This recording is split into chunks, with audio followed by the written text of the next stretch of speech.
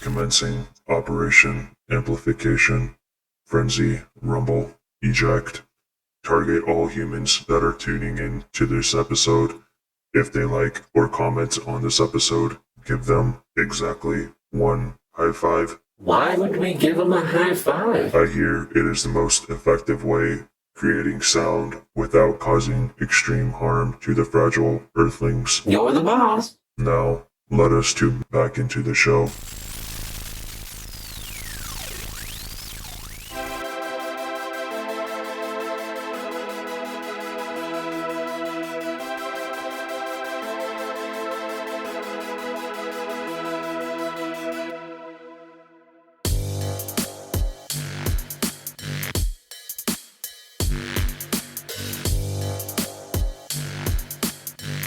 Hello, and welcome to the podcast where we are currently recapping the events of Transformers IDW 2005 continuity.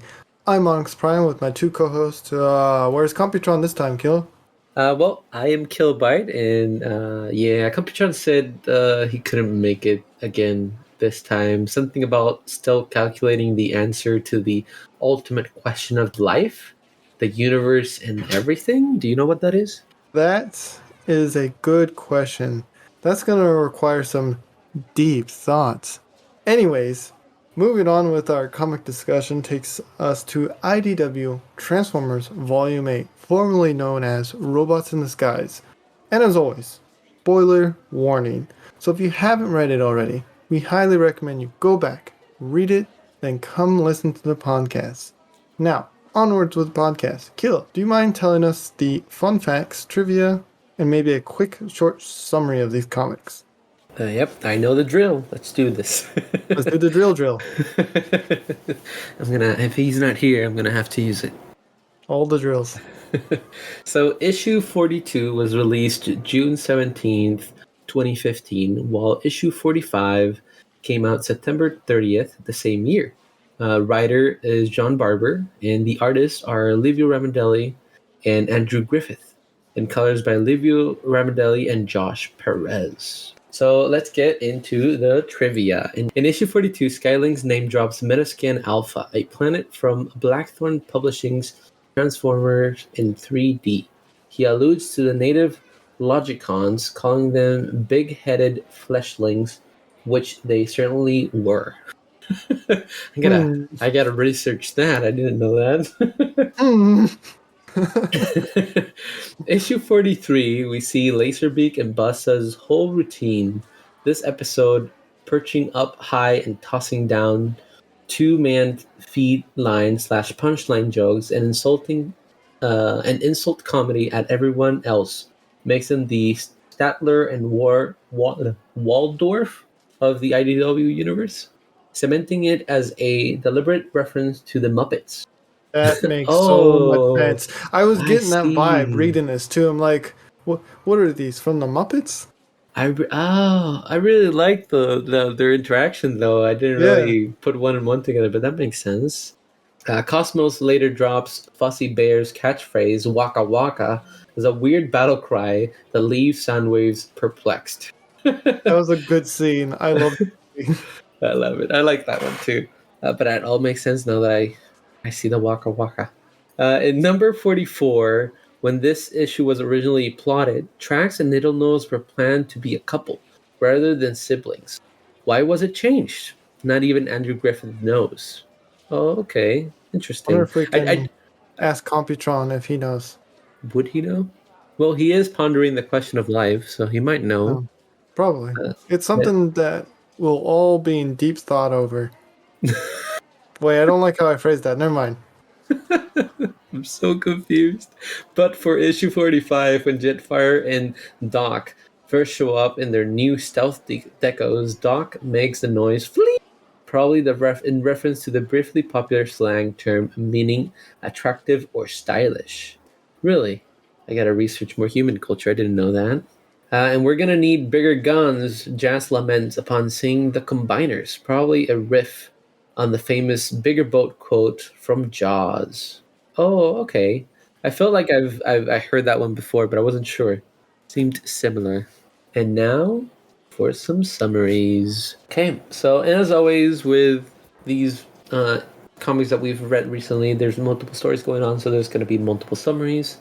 While Arcee meets with Galvatron on Earth, on Cybertron, Optimus Prime and Prowl finally come to blows. Again. I found that scene very, very cool. Yeah. So, while investigating the Decepticons' Jupiter commune, Cosmos goes up against Soundwave. That was a very fun interaction. Yeah, that's the waka waka waka. As Arcee visits Cybertron, bad blood between Trax and Needle Nose boils over. I really like that backstory too. So there's pretty good stories in this one. And finally, the Autobots find themselves caught between a Blackrock and a hard place. And the I secret see what of you the did Onyx there. operating system is revealed. I see what you did there.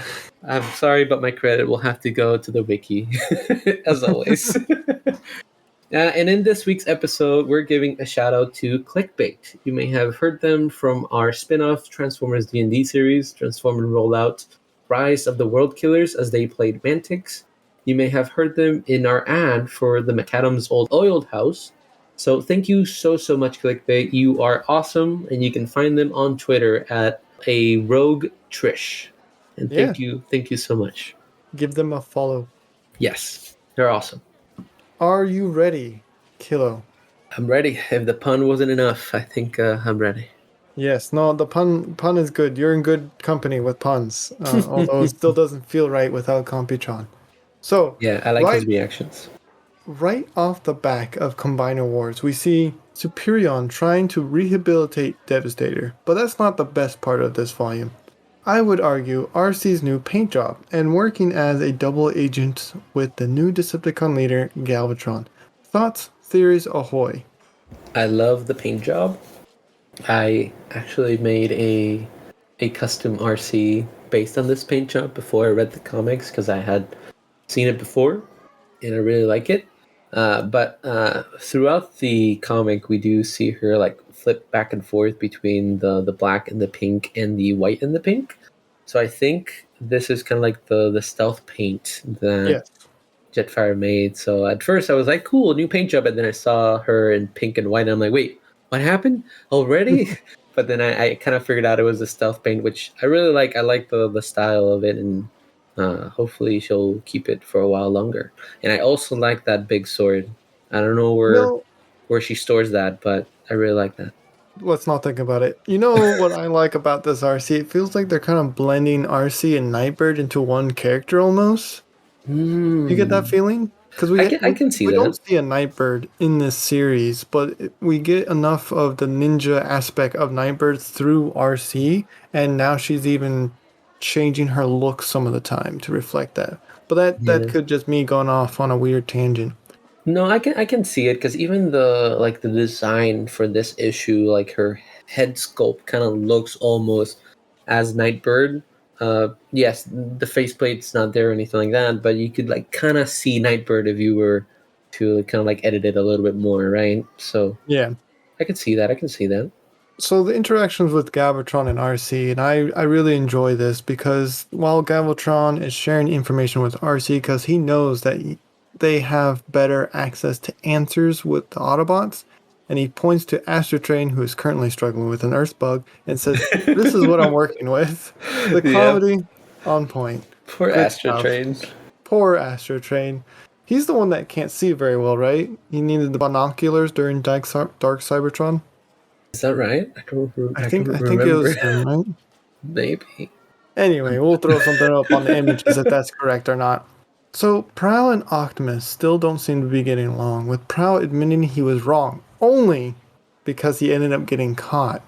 What was your thoughts on that? I found it pretty funny.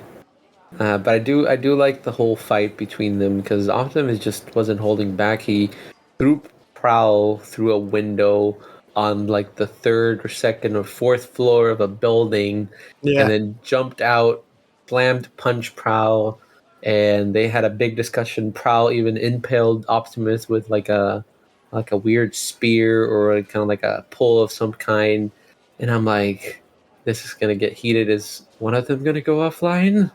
Yeah, something. And Optimus gets to a point where he is deciding if he should kill Prowl or not. And then because he knows Prowl's the master statistician, turns to ask Prowl what he should do, and Prowl's gone.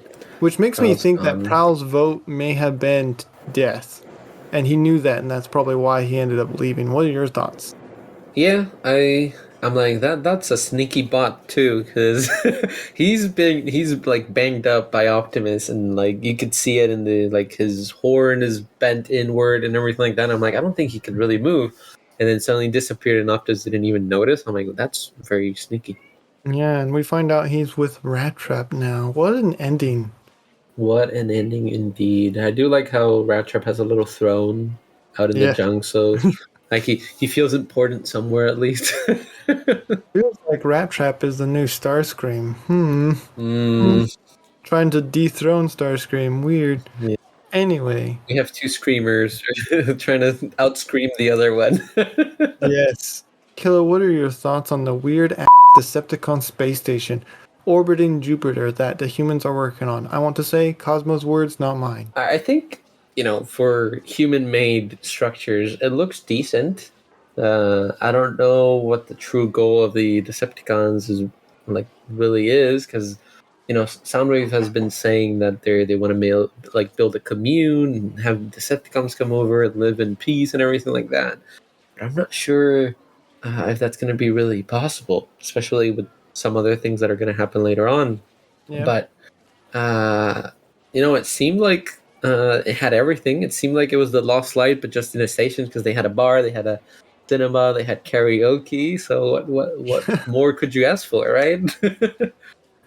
It seems like, and it's hinted at this before, Galvatron's ideologies are not the same as Soundwave's. And I feel like that's going to clash here, either in this volume or in the next one that we see them in. What are your thoughts on that? Yeah, for sure. Because Soundwave has been, I don't want to say using Galvatron, but I feel like they're kind of like using each other in a way, because Soundwave's Yeah. been doing his own thing in some point, or like in some sections, and then Galvatron has been doing his other stuff in his other area with like Arcee.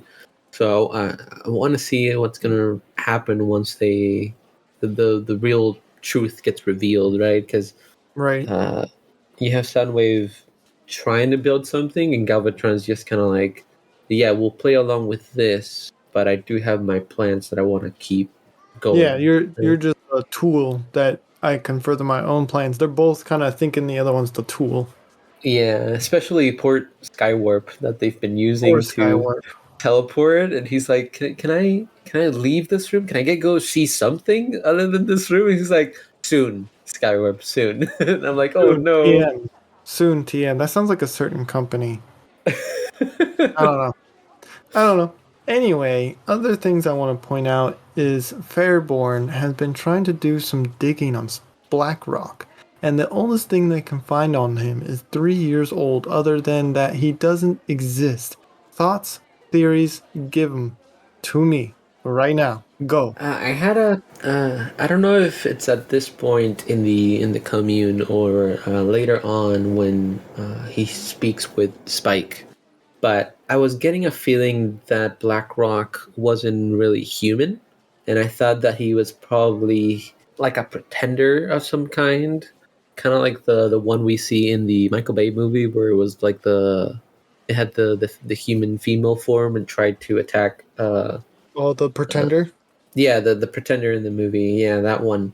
I thought that he might be kind of like a pretender like that, instead of like the other pretenders we saw before. Like, I guess they called themselves headmasters, but I got a feeling that he might not actually be human, based on like some dialogue that he even said. And like when Soundwave left, he's like, "Oh no, that's probably Astrotrain docking and bringing in fuel." And Astrotrain was like, "Yeah, what? What do you mean?" And he's like, "See, no problem." I'm like, "You're too calm to not be a robot." So I feel like he's gonna be in this, what this universe might be like, called a pretender, based on like the Transformers toys, where they could turn into human, like have human shells, or yeah, human shells above their robot forms. Interesting theory. Interesting theory. It's interesting indeed. Like I'm trying to wrap my brain module around this. Yeah, I kind of gave a lot of. I kept rambling on, but Oh no, you're good, Kilo. I'm not saying that he's like a huge Transformer robot, right? He's not like the size of Soundwave or Brawl, but I feel Right, like right. I feel like he's a robot that can blend in with humans, but Huh. uses like Cybertronian technology. And because they've been talking about how the Enigma of Combination was like the pick of civilization, and they've built all of this because of that and brought them their intelligence, everything like that. And I feel like when that happened, I feel like a selected few either got infected with it or whatever and became kind of like immortal or robotic in some kind. And because he said that his family has been guarding this for generations, so I feel like he's been on Earth for millions of years, and kind of feels like he's a robot of some kind that just can blend in. Interesting theories. Can't wait to find out the truth. Kilo, what were your thoughts about the Soundwave and Cosmos interaction? Specifically, Cosmos was spying on the Jupiter base station, the weird one, and Soundwave catching him with his exceptional hearing, and Cosmos's big mouth. The Waka Waka battle. Well, it's not really a battle. What's your thoughts? I really like it. It's kind of sweet. The Waka Waka, I thought it was kind of like him shooting, and that was the sound of the gun. I didn't really think it was him saying it, but thanks to the fun facts, I figured that out. Uh, but I do like how Soundwave is kind of actually trying, and he's like, trying to reform the Decepticons, and he's saying that they just followed a leader that lost his ideology and everything like that, and he's welcoming Cosmos. So I think he Yeah. might sympathize with what Cosmo was saying, because he was like, Cosmo feels like nobody pays attention to him, and he's always kind of like alone, and he's just not as important. And so I feel like since Soundwave could hear that, it's just kind of like be sympathetic, and we're like, hey, we're Cybertronians, the war's over, we just want to do what we actually wanted to do from the beginning. And I thought that was very sweet, and I want to see if Cosmo actually takes Soundwave up on it and becomes a Decepticon. Yeah, that'd be interesting. So, I want to take a quick ad break. Is that, if you don't mind? What do you think? No, but it's good for me. All right, we'll I see can you in get a some bit. injects from while on the break. Let's play Guess That Con. Hey, Computron, you look tired. You doing okay? No, just running low on fuel. I really wish there was a small drink that can give me the boost I need to finish the day. There is, and you're in luck. It's called K-Juice, a new exciting energon drink that will give you the boost that you need to finish the day strong. Here, have one. Thanks, Onyx. That hit the spot. Just what I needed. Purchasing K-Juice, you agree to the following terms and conditions. K-Juice Corp is not responsible for any possible Wait, chemicals contained inside what's the in the juice box or box? any mischievous gaming plans that may arise after Onyx? consumption. Other side effects may include Onyx? mouth moving faster than the brain module, spontaneous outbursts, random blackouts, What in and other Primus's electrical name did you malfunctions. give me? It's Mantix.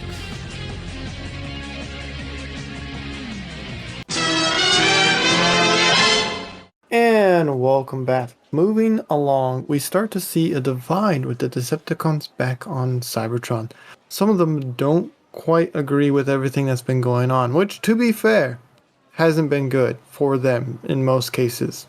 All cases, sorry. Take Needle Nose, for example. Their Conjux Endure was killed by the Autobots, who the Camions look up to and see Optimus as a messiah, space messiah.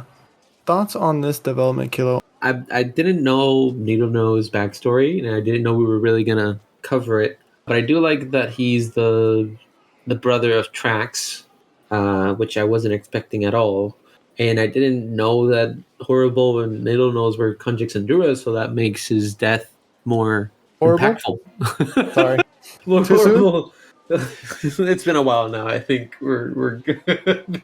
But yeah, Bumblebee's the one that took out Horrible, and Needle Nose still feels remorse from that, especially when his brother is in the Autobots.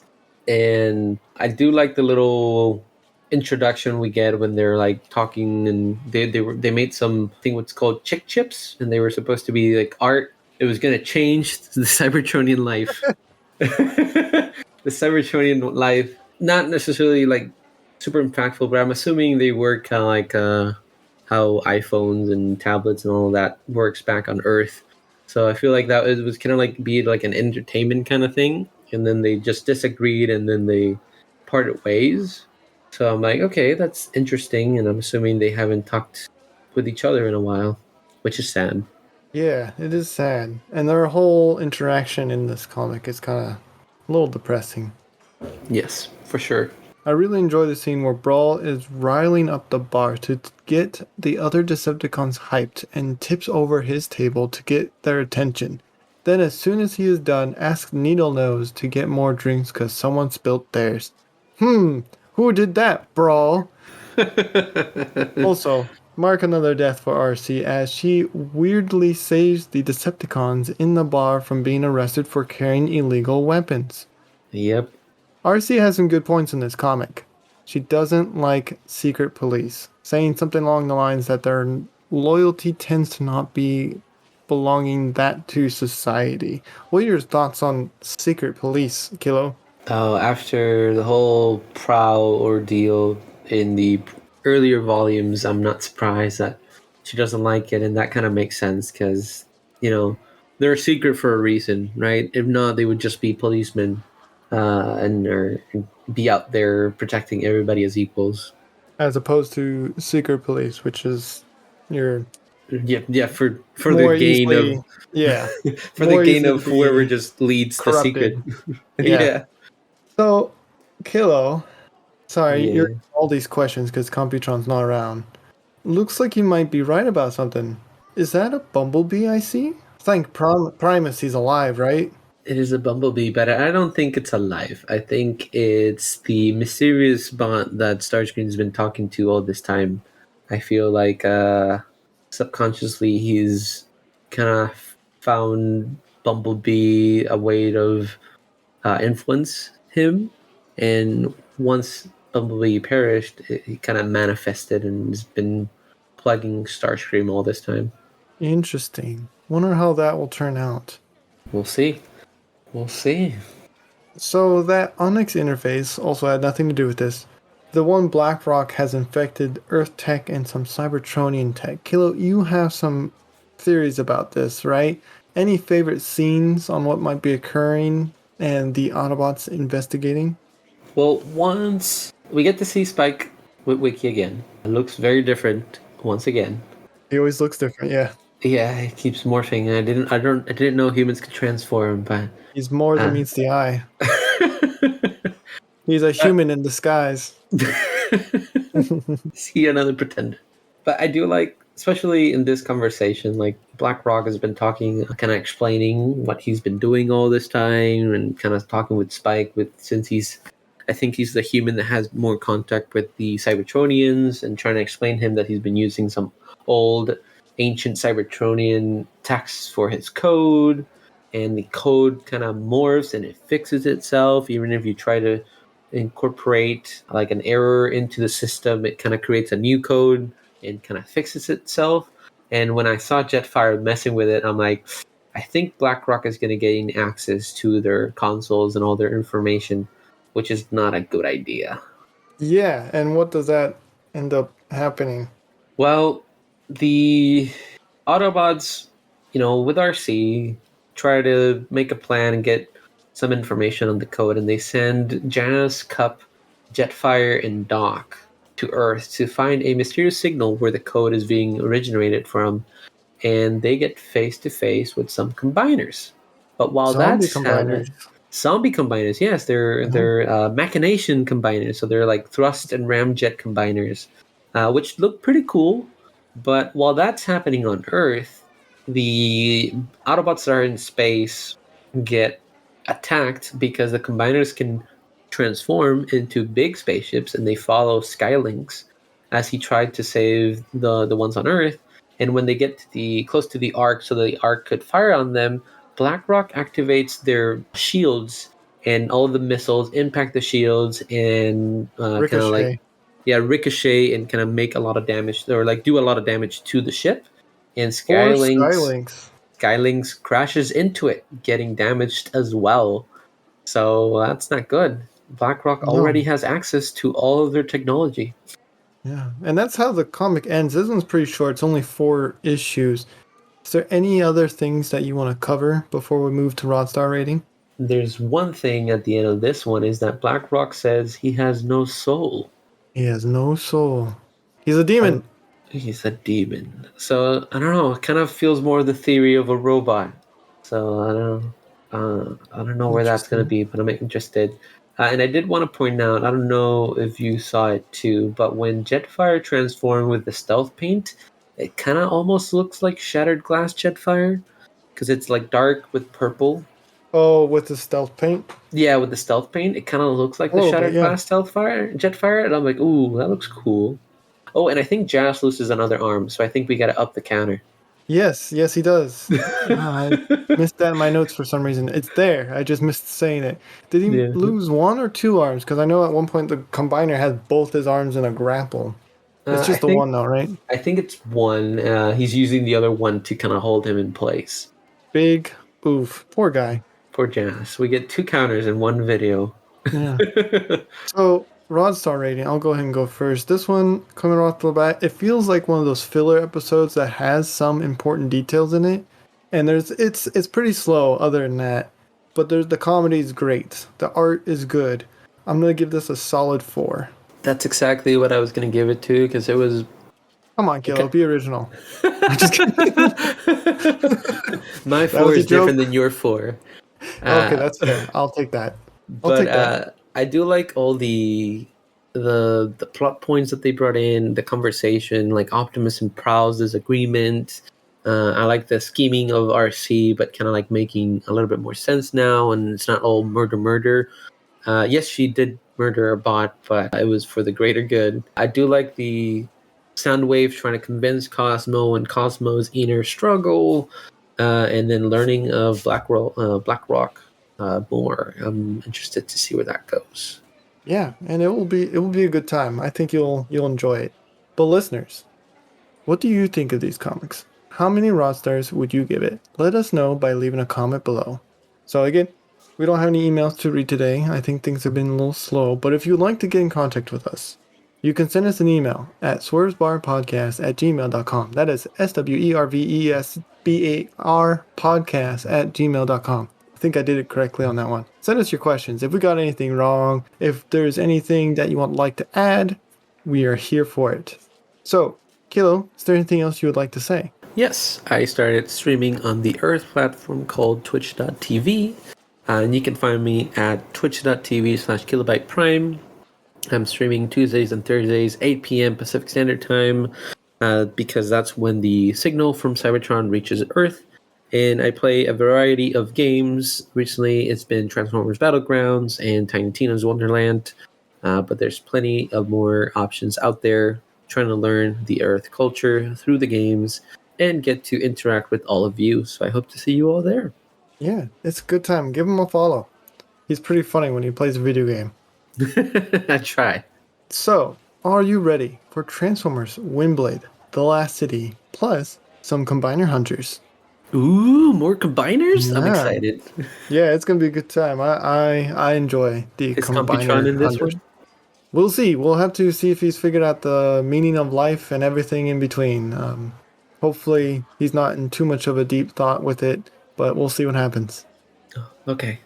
Is he gonna fight Metasaur? If you've enjoyed this episode, consider sharing it with your friends and subscribing. If you want to help out the show even further, we also have started a Patreon. All the proceeds will go to supporting the show and keeping the lights on. Of course, we have some tiers that offers other forms of gratitude, such as 3D files, access to our Discord channel where you can chat with us live, and as always, we hope you are all staying safe out there. Thank you so much for listening. Till all are one. Till all are one. Follow us on Facebook and Instagram at Swervesbar Podcast. You can also find us on Twitter at Swervesbar. If you are interested in more content, try checking out the spin-off D&D series, Transform Rollout. The first season, Rise of the World Killers, is completely out now. Let us tune in for a preview now. Oh no! Oh I'm no! a prisoner. Oh, right back where it I'm a started. prisoner. Okay. Prisoner. It all comes full circle. Oh no. Anyway, Oh Oh no! no! I thought Mantix was gonna say, you know what? I hate you, DM. I thought that's what It's you too were gonna early say. for me to say something like that because the monstrosity still stands. So, definitely not a good thing to say. Fair. all threats must be removed before threatening the DM. Precisely. Okay, so Fascinating. There's also a YouTube channel with bonus content with a link provided below. And if you are so inclined, you can support us on Patreon, where you can get even more bonus content, such as several 3D files and access to their Discord. Links will be provided below. And transmission